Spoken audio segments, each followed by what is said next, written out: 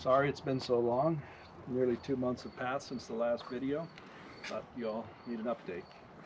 So most of my effort has been spent on wiring, and I'll include a few pictures of the work I've been doing, but this is what it looks like now.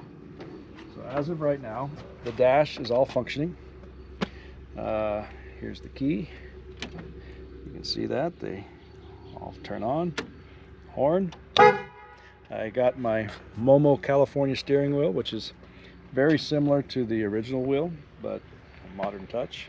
I was able to use the original original turn signal stock. It's a little bit deeper than I'd like, but with the Momo mount, it's about the best I could do for now. Again, I'll show a lot of pictures of the wiring back behind here, but it took a lot of time to get all this going.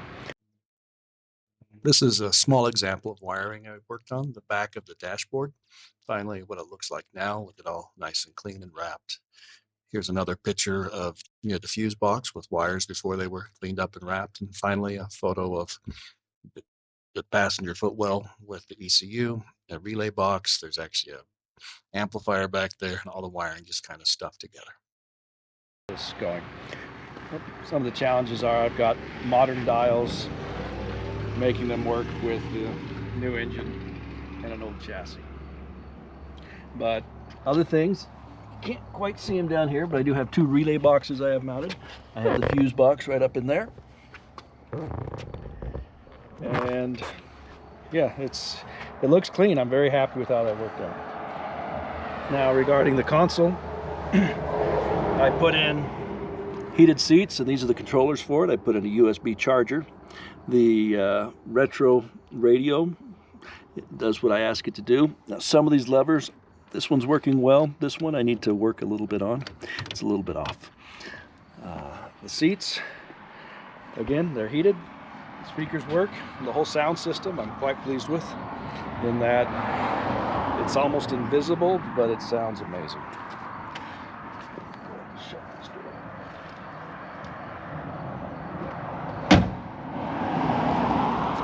Nothing new on the rear, except for these lights do work. I'll include a picture of that.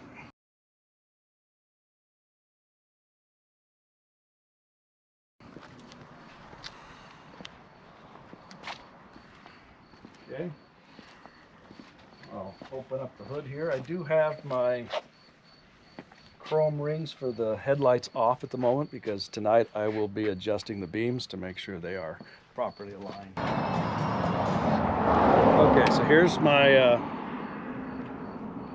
parking lights, headlights, and this is my bright, dim. Fog light is now my hazard light, but due to the nature this is a single pole switch, it's only doing the rear tail lights. You can go ahead and take a look at that back there.